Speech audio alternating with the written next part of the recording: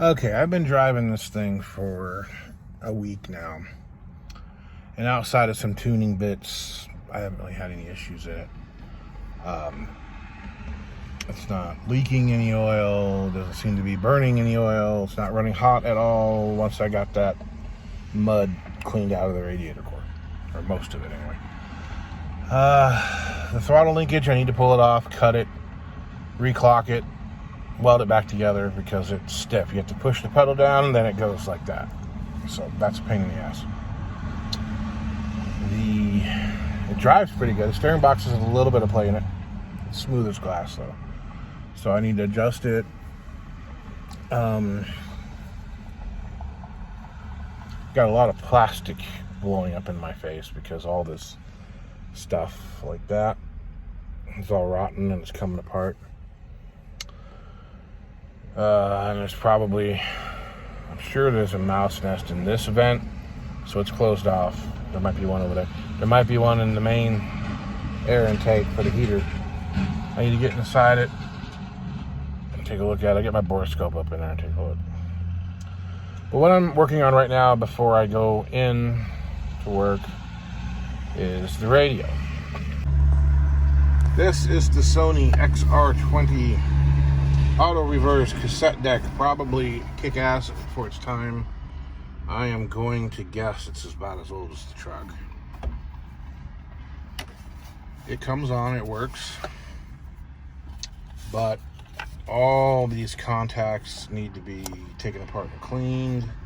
You can't hardly read the dial because there's so much dust trapped behind it. The LED that's supposed to go up the scale kind of flickers on and off. So I give up. I figured if it worked and played music, I'd run it. Plus these speakers down here, these aren't even house, or these are house speakers. These aren't even car speakers. And they're Pioneers. They're kind of cool. If I could make them work, I'd use them, but they're 8 ohm. So I gotta figure something out for speakers. But what we're gonna do is put a radio, put some tunes in it, because I gotta have tunes. Anywhere I go, I gotta have tunes. But there are some problems with these trucks I gotta show you. Okay, so putting a radio, an aftermarket radio, into a B2000, B1800 is a problem. It's not quite as bad on the Couriers, but it's still pretty bad because this is incredibly shallow right here. So getting a regular sized radio in, like this one worked, but it's not very deep. You get a CD player, like a modern day, well, I say modern, late model or, 90s CD player in there, it won't go. It'll bottom out before you can get it. So it'll end up sticking way out here like it did in my Courier, and it just looks like hell. And what I did on that truck is I took a heat gun and I tried to heat this up and push it in. This is your defroster. It's just that, what do they call that? Blow molded, vacuum molded plastic. But the radio will actually hit that. Let's see if I can show you here. I was going to grab some old radio that I've got, use it as a demonstration. But as you can see, that's as deep as it goes. And that is, this thing, I mean, that is right there. So I've got this thing here. I bought it for the Cricket, but I just ordered another one. It's cheesy, it's cheap. You see how shallow that is? So that's gonna work. This is a Bluetooth, AM, FM radio, SD card, USB, and let's see, SD, USB, and auxiliary cord, Bluetooth, AM, FM, EQ, all kinds of goodies. It's cheap Chinese crap. I mean, look at this. One of the screws that they put in fell out at some point. But it'll work. It'll give me tunes. This is basically the unit that I had in the Jeep. This is the same thing, except they put it in a nice little housing. So, we'll see. So like I said, you can't put a real long one in there. You have to get a shallow one, and they don't really. Nowadays, they actually, your single DIN radios that don't have a CD player are going to be shallow. Not this shallow, but shallow, and they'll work. So the other problem is that this opening right here, here, and here isn't going to be wide enough. Just back out of the way. There we go. Is not going to be wide enough for a single DIN. Not a real big deal. You can file this side down a little bit, not very much. You can file this side down a lot more, but that is a metal nut. I don't know if it's, I think it's just a tab, because this is plastic. But I don't know if there's like a metal brace on the backside or what. We'll find out. I've got that belt sander.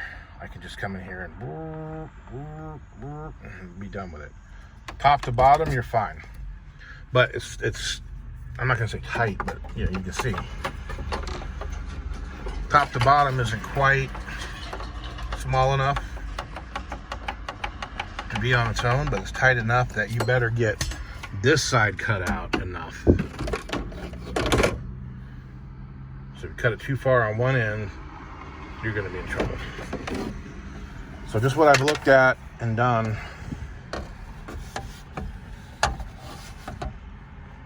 I need to cut it there and there, and I'm gonna have to cut this out to about there. And then the other problem is you got this raised area here, which is much narrower. So my thought is, once this thing is set to be in, I could just notch the sides out here to cover that and sit more flush. But then you've got this little metal bracket there, and I don't know. I don't think it'll go. So these things are pretty cheap. They run the gamut from, like, I think I paid 15 bucks for it, up to like 30 bucks, and they are all the exact same unit. There's no difference on them. Come with a remote and all that good stuff. So we'll see. Hopefully it'll run like it's supposed to. Too bright. That's one thing I hate about modern radios. They're so damn bright you can't see anything in the dark. But that's easily fixed. Throw a rag over the damn thing. Anyway, it's time for me to go to work. So I am going to do that. See you guys. Well, I screwed up. Well, I guess I screwed up in a good way. So I was just kind of pushing on this cardboard, because I seem to remember, like in 82, there's no hole here. In 83, there's actually a spot with threaded inserts to put a speaker. And so I was poking at it like that to see if it was solid, and my hand went right through it. But it went through it in a good way. So here's the speaker hole. Here's where I get to put the speakers. And it looks like it's opening up to the size of the hole. Whoop. Ah, look at that. There's even actually a little clamp there for the speaker wire. So that worked out pretty well. You didn't have to cut it out. It'd be nice if there was actually speaker wire, but that is not speaker wire. That is dome light wire, because in Mazda's infinite wisdom, instead of running the wire through the dashboard and up the A pillar to the light, they ran it along the floor, up the B pillar, up the dash, across the roof, into the light. So, yeah. Anyway, so that's where my speakers are gonna go. Yep, okay. Okay, so this is my throttle linkage whipped up in a hurry. Never mind this little bungee cord here. I was experimenting with something. Anyway, so this rod pushes on this bell crank. which in turn opens the throttle. So what's going on is the angle is too severe there. And so it has to overcome that. Like if it's sitting like that, you know, it's trying to push this thing straight in, and then eventually it'll blink and then open. This needs to be turned, it needs to be down here. So once I do that, I think if I do that and then adjust this to be longer, I think that will work. So I need to pull this off here, these two little bolts. I'm going to do that.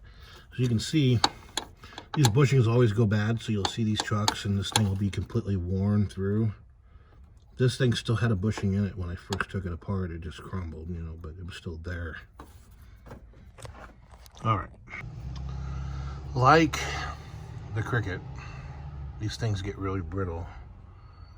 I don't know if you can see, but it's got a bunch of little tiny cracks in the plastic. So it's already really brittle and dry. Even though I did actually put some oil on it. It's pretty dry. Okay, hopefully that'll work. You can see where it's pointing. It's still hot. So I'm not going to put this together just yet.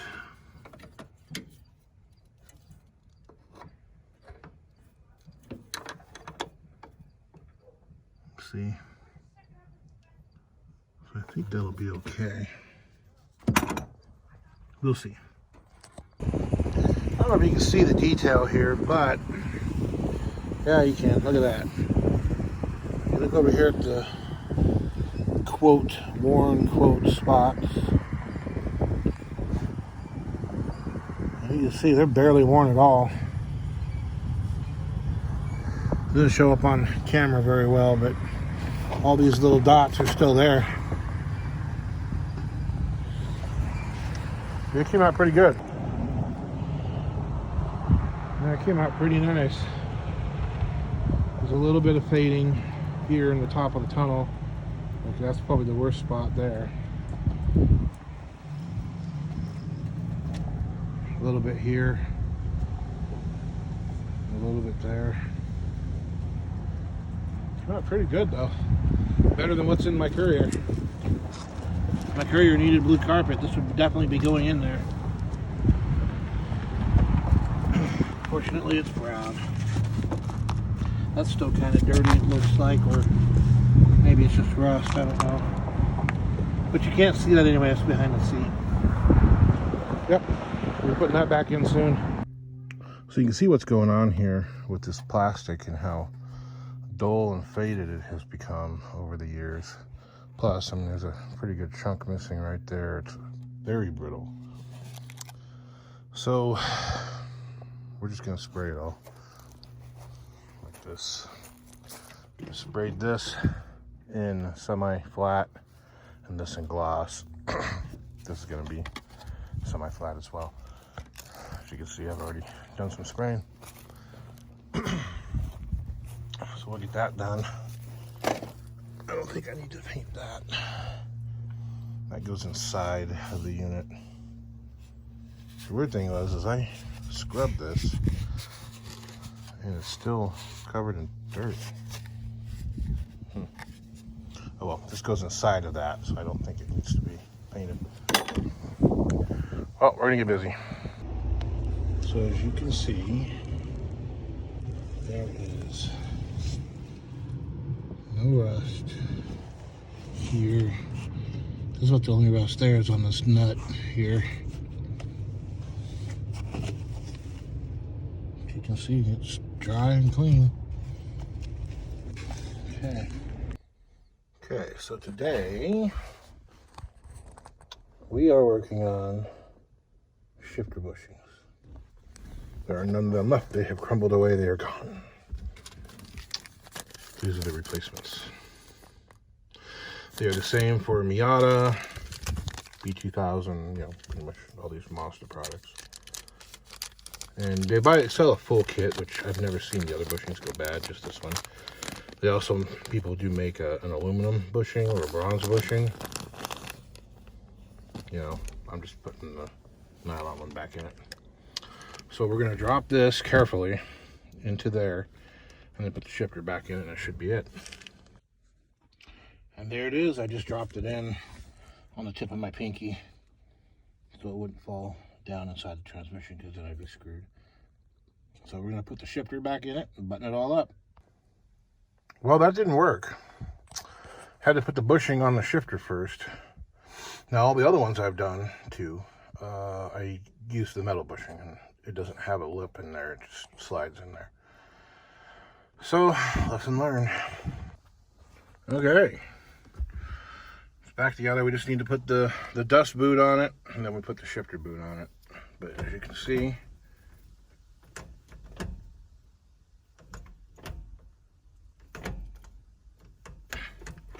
no more huge slop. Nice, positive, firm shifts. There we are. Alrighty, we're gonna finish it up, then we can get this carpet back in like it's supposed to. It's just not quite right. Get this mess all cleared out of here. I'm gonna throw these packing blankets onto the seat with some zip ties. I'll get a Mexican blanket later, but for now, we're gonna finish this project. Alrighty, so I got this dashboard tore apart here in this Mazda. And one of the things I wanted to show you guys is what to do if you are, if you want to put in the the sport cluster. And the sport cluster has a factory tachometer and all that stuff in it. So let me show you here.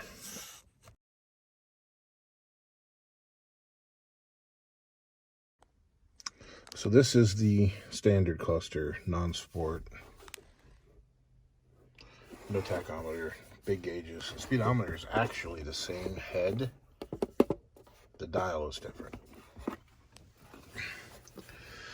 So in the back here, you've got two plugs.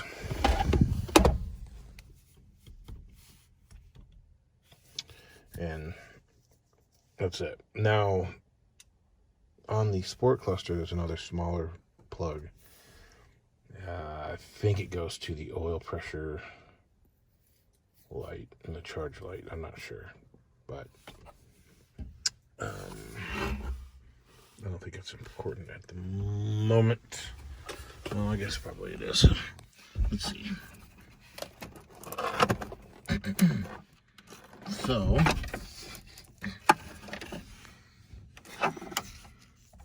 you get your two plugs here.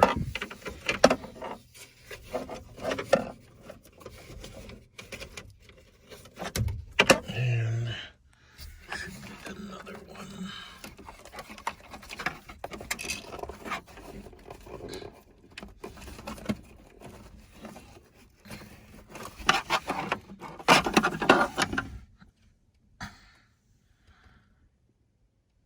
So there should be another plug back in there, because all the wiring is here. As a matter of fact, the wiring is here for the diesel as well. You can see all these light fixtures here that are just plugged off with tape. That's factory. Now this wire right here, this yellow wire with the green tracer, that is your tachometer signal wire, and it goes here. You see there's nothing there, there's no pin, but the wire is already there. So we're going to install this tachometer, and we're just going to use Scotch locks. I know Scotch locks suck, but we're going to use them here, and we're just going to tie into the harness and have tack. Now this tack actually sucks. This is less a tachometer and more of an engine speed monitor. This is a boat tack, and it works. The problem is it doesn't swing like, you know, your typical tack, what you'd expect to do. When you rev it up, you know, you rev it up, it goes vroom, vroom, like that, right? This one doesn't. You rev it up, it goes vroom. So it's already come back down to idle long before it ever got to where you were. You rev the engine up, it moves really slow. So when you're going down the highway and you're doing 70 miles an hour, and you're going at steady speed, it's going to tell you how fast the engine's going. You slow down 5 miles an hour, it's going to drop a little. You speed up 5 miles an hour, it's going to go up a little. But if you're like rolling through the gears, or you're accelerating, even at a somewhat brisk pace, just normal acceleration, it's not going to read in time with how fast the engine's actually going. You'll get up to whoa, and then it'll come up like this. So it sucks as far as that goes. But remember, I'm getting rid of this truck anyway. I just want to know how fast the engine's spinning going down the highway, because what it should be doing with 333 gears isn't what it's actually doing with these short little tires. So we're going to put that on. And I wanted to check inside here to see if there was any mouse nests, and I don't see anything. So, okay, we're going to get that done, get this back together. Alrighty, so we got the dashboard back together. Tachometer turned out to be a failure. I don't know. It used to work. I had it in the Jeep briefly, and it was on the 6-cylinder setting, and I changed it to the 4-cylinder setting or whatever. It won't go over about 2,200 RPM. So I don't know how well it's doing on the highway. Plus, it won't go below like 1,100 RPM. So I give up on it. Somewhere I've got another little tachometer I bought that was really small, too small for the Jeep. It was like a $10 tachometer from China. It might not be accurate either, but I gotta find it. I don't know. Or I just give up. I'm about ready to yank the engine out of this thing anyway. So I'll show you what we got. So the dashboard is almost all the way back together. I haven't put the AC ducts in yet. No big deal. They're all painted up. They're all pretty. I'm gonna check the power feed for the AC, because the AC doesn't.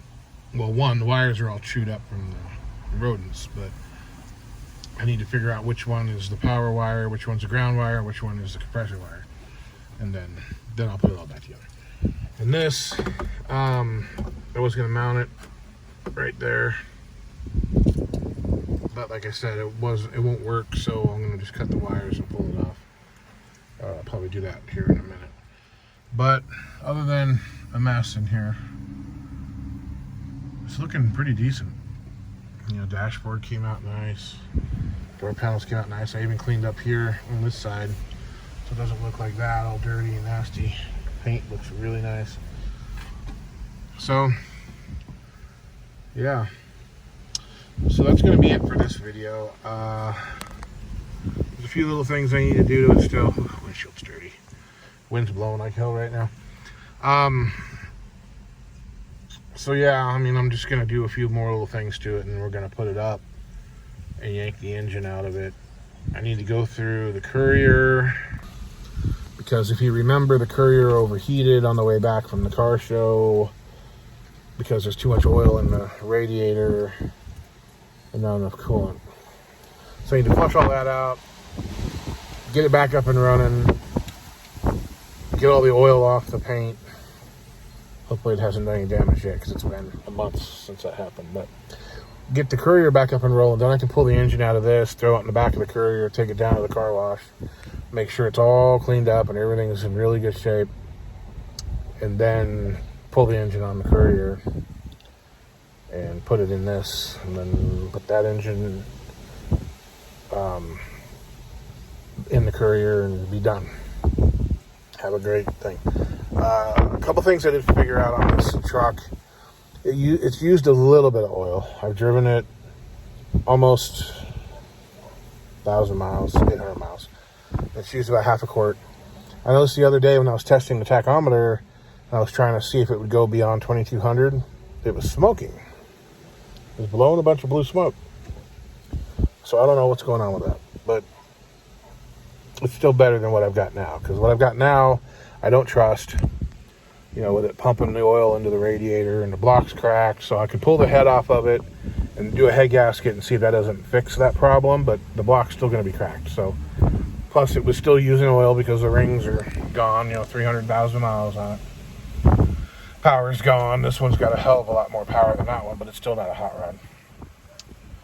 So I'm going to swap it anyway, and then maybe down the road I'll find another engine that's in good shape, and I don't know. We'll just see. Because it could just be that the rings are gummed up. The carburetor keeps sticking on me. So, if I open the secondaries will stick open. I keep cleaning it and oiling it, and it works perfectly, and then after a week or so, it goes back to sticking. And it could be those olefins in the gas tank that have separated from the fuel that were real sticky. So there could be rings are stuck because of that stuff. Could be, maybe, I don't know. Need to soak it. I need to get my borescope down. There could be some of the sand blew into the manifold underneath the carburetor, and when I fired it off, scratched the hell out of the cylinder wells. I don't know. Usually when they smoke like that under higher RPM, it's because of rings, not because of valve seals. And since this habit's rebuilt and never run, the valve seals ought to be okay. But I don't know. We'll see. It's still better than what I've got, so we're gonna send it. We're gonna run it. I'm running synthetic oil or semi-synthetic oil in it right now. So I'll go back to conventional. That would probably help. And put some Lucas in it, which I haven't done on this one yet. It could be why I'm getting better mileage. I don't know. But anyway. So we're going to call it done for this video.